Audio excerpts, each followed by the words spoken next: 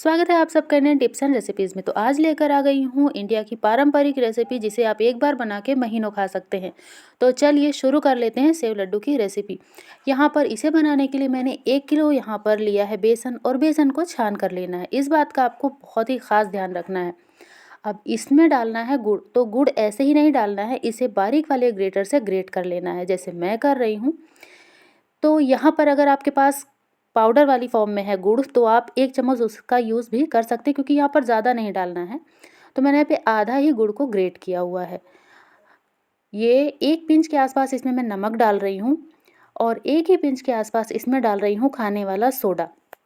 ये तीनों ही चीज़ें इसको और भी ज़्यादा टेस्टी बनाएंगी, और बहुत ही बढ़िया तरीके से ये फूलेगा भी।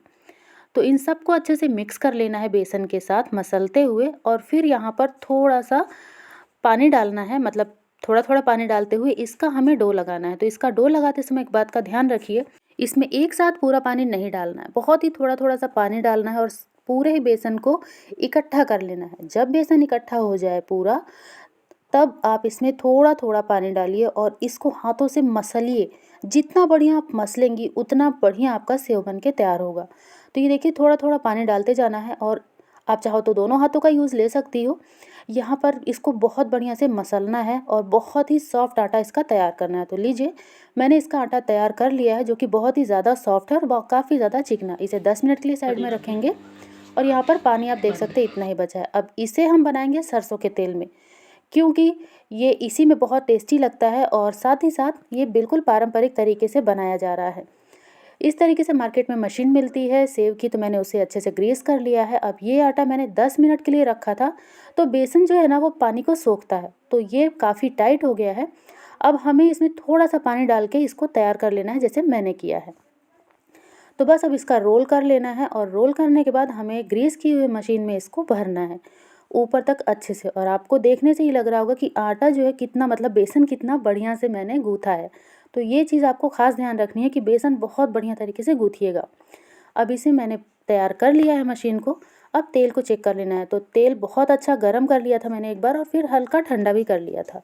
अब यहाँ पे बेसन की बॉल डाल के आप चेक कीजिए, जब वो तुरंत से ऊपर आ जाए तो समझ जाइए कि तेल बढ़िया गरम है। अब यहाँ पे फ्लेम को आप लो टू मीडियम पे कर लीजिए अगर अकेले हैं तो, और फटाफट से इसमें आप सेव को छान दीजिए, मतलब डाल दीजिए जैसे मैं डाल रही हूँ। अब यहाँ पे जैसे ही हमने सेव को इसके अंदर डाल दिया, गैस की फ्लेम तुरंत से ही हाई करनी है, और हाई फ्लेम पे इसे हमें सेकना है तब तक जब तक ऊपर की झाग बिल्कुल ख़त्म नहीं हो जाती। जैसे ही ऊपर की झाग ख़त्म होगी, इसे हमें पलट देना है। तो मैं इसे पलट देती हूँ, और उसके बाद दोनों तरफ से इसको हमें अच्छे तरीके से पका लेना है। जब इसमें हल्का सा गोल्डन कलर आना शुरू हो जाए तो समझ जाइए कि बेसन आपका, मतलब सेव आपके तैयार हो गए हैं।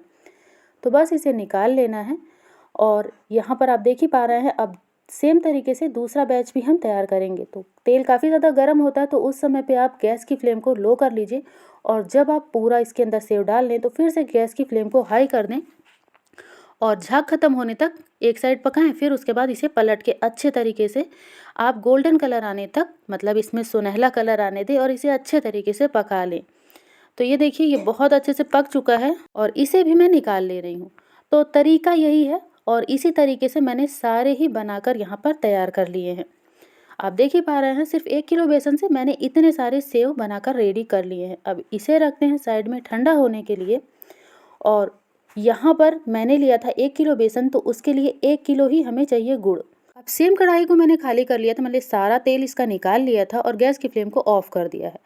अब ये जो 1 किलो गुड़ मैंने लिया है, इसको तोड़ कर मैंने लिया ताकि ये जल्दी से मेल्ट हो जाए। अब इसमें एक बड़ी ग्लास से आधा ग्लास पानी डालना है, और ये ग्लास काफ़ी बड़ी है, तो ये देख पा रहे हैं आप लोग, आधा ग्लास यहाँ पर पानी डाल दिया है। अब गैस की फ्लेम को ऑन करना है, और फ्लेम को यहाँ पर अभी मीडियम रखना है, और मीडियम फ्लेम पे हमें गुड़ को गलाना है, और इसे चलाते रहना है।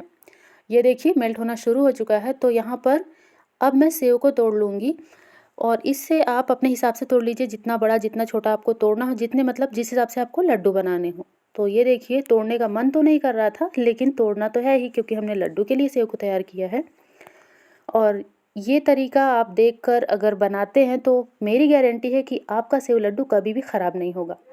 बीच बीच में गुड़ को चेक करते रहना है, और ये देखिए, गुड़ जो है बहुत अच्छे से गल जाना चाहिए। तो यहाँ पर लगभग ये गुड़ जो है गल चुका है।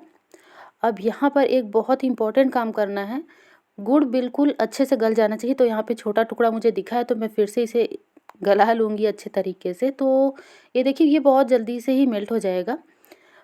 यहाँ पर सबसे इम्पोर्टेंट काम कि गैस की फ्लेम को यहाँ पर बंद कर देना है। जैसे ही गुड़ पूरा का पूरा मेल्ट हो जाए, अब गैस की फ्लेम को ऑफ कर दीजिए और अब इस गुड़ को हम छान कर लेंगे, क्योंकि मार्केट से जो भी हम गुड़ लाते हैं, आपने कई बार देखा होगा, उसमें थोड़ी बहुत तो गंदगी रहती है। कई बार रेशे मिलते हैं, जो गन्ने से ही गुड़ बनता है तो कई बार उसके रेशे मिल जाते हैं, या फिर इसमें छोटे छोटे से कंकड़ वगैरह होते हैं, तो छानना बहुत ज़्यादा ज़रूरी है।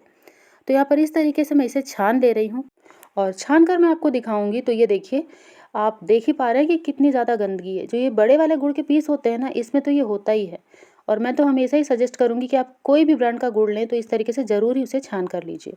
तो मैंने यहाँ पर इसे छान लिया है और कढ़ाई को अच्छे से क्लीन कर लिया। उसमें बिल्कुल भी कंकड़ नहीं होना चाहिए। तो मैंने अच्छे तरीके से इसमें करछी डालकर चेक किया ताकि किरकिर कुरकुर कुछ भी ना करे। और अगर आपको ऐसा लगे तो आप पानी से इसे धुल सकते हैं या फिर दूसरी कढ़ाई का यूज़ कर सकते हैं।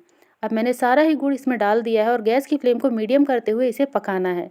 तो जब गुड़ का कलर हल्का सा डार्क होना शुरू हो, तब आप इसे चेक करना शुरू कीजिए, या फिर इस तरीके से जब उसमें बबल्स आना शुरू हो तब भी आप चेक कर सकते हैं। थोड़ा सा पानी लीजिए और उसमें गुड़ को डालिए और इस तरीके से इकट्ठा कीजिए। जब ये गोली बनने लग जाए पानी के अंदर, तो समझ जाइए ये जो गुड़ है वो बिल्कुल तैयार हो चुका है लड्डू बनाने के लिए, मतलब सेव लड्डू बनाने के लिए।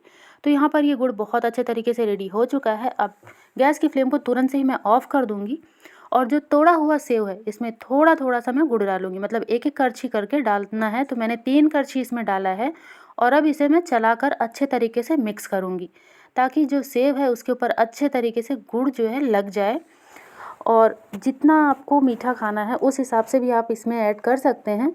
तो यहाँ पर मैं जो बना रही हूँ ये बिल्कुल परफेक्ट है, ना ही कम और ना ही ज़्यादा। तो इस तरीके से अगर आप बनाते हैं तो आपको कोई भी शिकायत नहीं मिलेगी। तो अभी तक मैंने 5 करछी डाल दिया है इसके अंदर गुड़ का, जो हमने शीरा बनाया है, और अच्छे तरीके से इसे मिक्स कर लिया है। और जब ये मिक्स हो जाए तो आप इसे 1 मिनट के लिए इसी तरीके से चलाते रहिए, ताकि ये हल्का सा ठंडा हो जाए, क्योंकि ये गरम गरम में नहीं बनता। जब ये हल्का सा ठंडा होता है तब ये बनता है। तो इसे इस तरीके से चलाते रहिए, ज़्यादा नहीं, सिर्फ 1 मिनट के लिए इस तरीके से। और ये हल्का हल्का सा जब ठंडा होने लगे तब आप इसको अपने हाथों से टच करके देखिए कि आप इतनी गर्माहट सह पाएंगे। तो उसके बाद हाथों में थोड़ा सा तेल या फिर थोड़ा सा पानी लगा लीजिए, लेकिन बहुत ही थोड़ा सा पानी लगाइएगा अगर पानी लगाइएगा तो। और सेव, सारे ही सेव को उठाइए हाथों में, मतलब सारे, मतलब जितना आपको लड्डू बनाना हो, और इस तरीके से इकट्ठा कीजिए। और आसानी से इकट्ठा हो रहा है तो समझ जाइए कि लड्डू बनना शुरू हो चुका है। तो बस सारे इस तरीके से हाथों में पहले इकट्ठा कीजिए, फिर दोनों हाथों से, उंगलियों से इसको थोड़ा थोड़ा सा दबाइए, तो लड्डू बहुत आसानी से बन जाएंगे। तो ये देखिए ये इकट्ठा हो चुका है। अब इसको मैं हल्का हल्का सा दबा के इसका लड्डू बना दूंगी। और इसी तरीके से दूसरा भी हम बनाएंगे। तो पानी आपको हर बार नहीं लगाना है, या फिर अगर आप तेल लगा रहे हैं तो हर बार तेल नहीं लगाना है। जब बहुत ज़्यादा हाथों में चिपकना शुरू हो, बंधे ना, तब आप लगाइए। इस तरीके से सेव को उठाइए, इकट्ठा कीजिए और फिर हल्का हल्का सा दबाते हुए या फिर हाथों में घुमाते हुए इसका लड्डू तैयार कर लीजिए। तो बस यही तरीका है और इसी तरीके से मैं सारा बना लूँगी। पहले थोड़ा बनाऊँगी क्योंकि मैं अकेली हूँ। अगर आप कई लोग हैं तो सारे सेव में एक बार में ही आप सारा शीरा डाल के बांध सकते हैं। तो यहाँ पे थोड़ा थोड़ा मैं मतलब बना रही हूँ ताकि आसानी से बन जाए, क्योंकि बहुत ज़्यादा ठंडा हो जाता है तो भी नहीं बनता है, और अगर ये बहुत ज़्यादा गर्म रहता है तो भी नहीं बनता है। तो बस तरीका यही है फ्रेंड्स। इसी तरीके से सारे ही सेव और सारे ही शीरे को मैं मिक्स करती जाऊँगी थोड़ा थोड़ा करके और बनाती जाऊँगी।